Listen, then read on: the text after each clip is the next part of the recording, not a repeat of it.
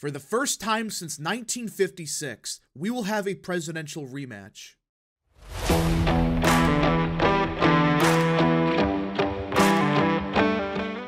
What is up, people of the internet? It is me, Real American, back in with a new video, and today it is time to talk about the 2024 presidential election because everyone, it is official. Donald Trump versus Joe Biden will happen in 2024. That's right. Both of them have officially clinched their party's nominations last night. That means we are getting a rematch for the first time since 1956. Now, before we continue with today's video, I hope you enjoy these type of videos. If you do, smash the like button down below, subscribe, share with your friends, hit that little bell, follow the social media accounts in the description down below, and of course, join the channel today. Again, folks, all support is greatly appreciated, and yeah. Now, let us get right into it because, let's just face it, Donald Trump just completed the greatest political comeback in American history. I mean, if you would have told me back in January of 2021 that not only would Trump be the Republican nominee, but also win in a landslide for the nomination, I would have thought you were crazy. Like, alright, I always thought that Trump was probably going to be the nominee in 2024, but I never thought he would do it this easily. I mean, he clinched by March 12th. Yeah, March 12th is when he clinched the nomination. I mean, if you would have told me that just a year ago, or hell, even 2 years ago, I would have thought you were crazy.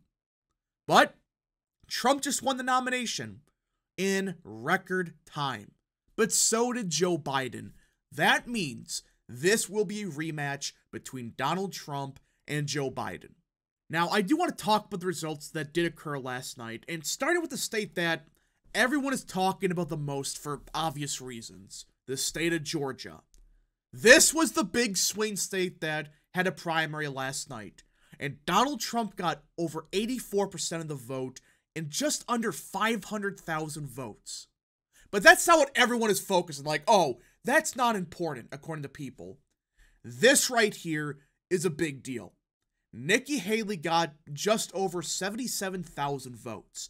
And people are losing their frickin' minds, saying, well, that's proof that the orange man bad Republican still exists. That they're going to vote against Trump, and that this gives Biden the state of Georgia.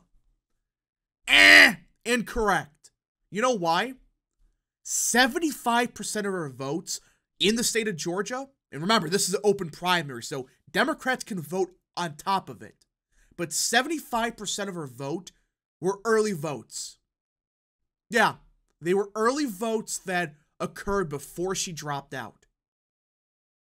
She got like 5% on election day, and the more the results came in throughout the night, the more Republican the state got. What does that tell you? That tells you her voters voted before she dropped out. If it wasn't for that, she would have gotten like 5% of the vote in like maybe 10,000 votes. But still, people are going to say that's Biden's margin of victory. Well, look at the Democrat side. They only had 288,000 votes. Absolutely pathetic turnout. And I know, this is an uncontested primary. But at some point, you have to look at these numbers and think to yourselves, this might not be that good for Biden. I mean, Trump alone has 200,000 more votes than the Democratic side combined.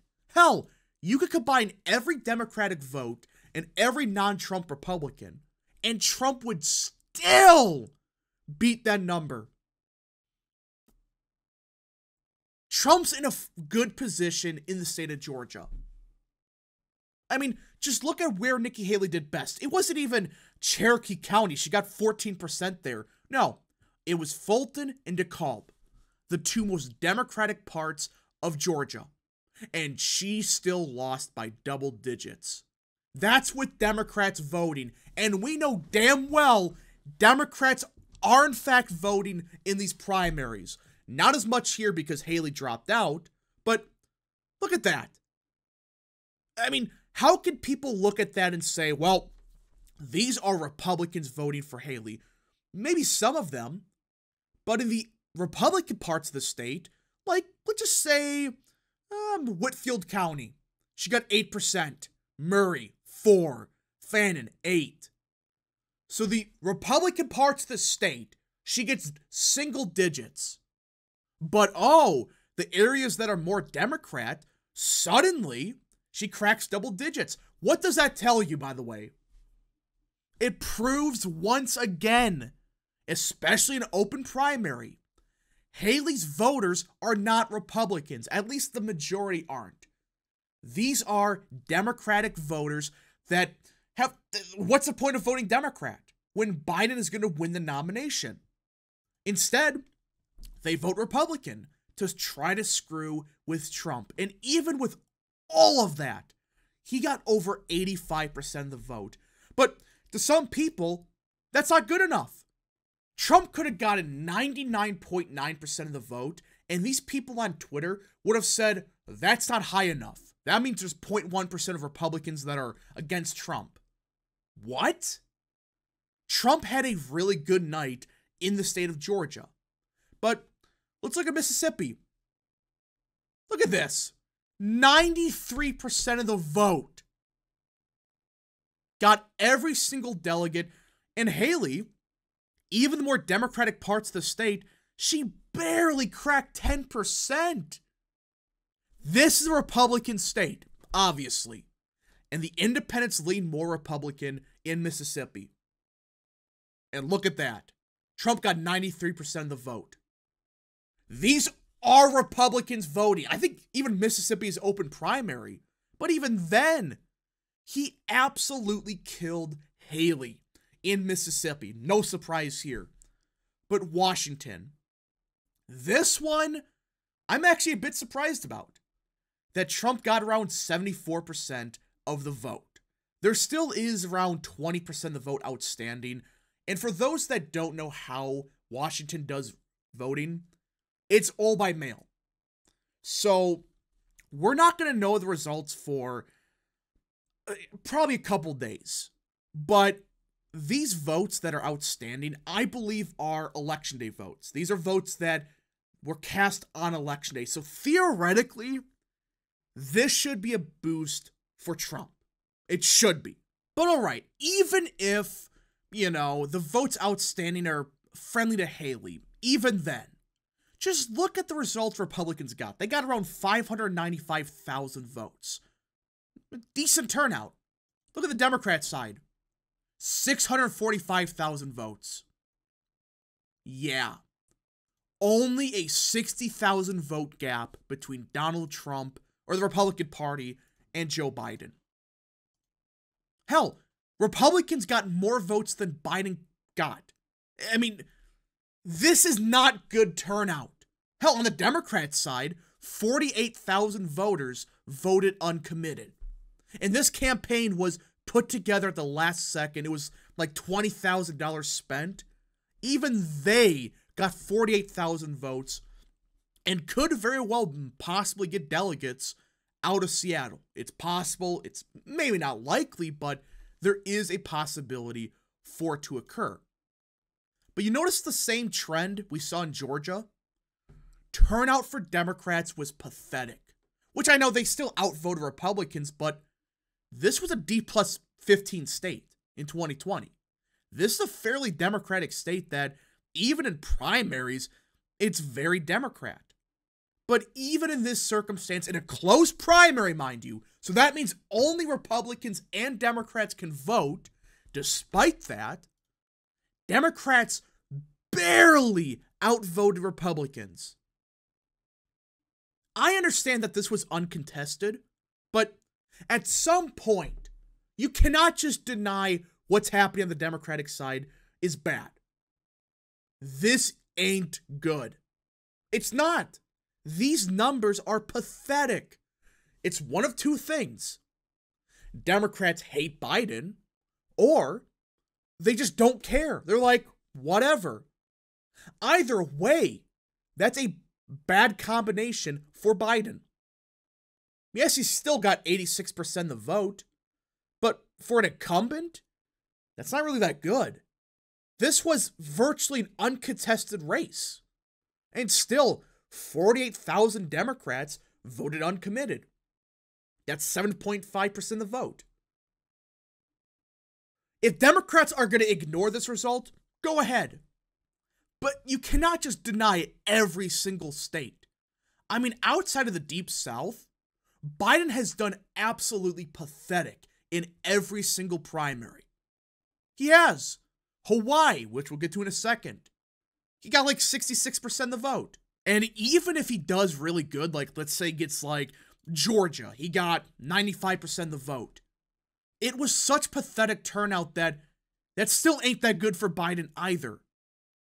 So this entire cycle for Biden on the primary side has been bad. But the last result of the night came out of left field. Look at Hawaii. Now, to be clear, this turnout was pretty bad on the Republican side. Only 3,600 votes, but that's a caucus. That's expected. Trump got 97% of the vote. But there is a big but to all of this. Look at the Democrat side. This was a week prior. Biden got 66% of the vote, like I said. But look at the turnout.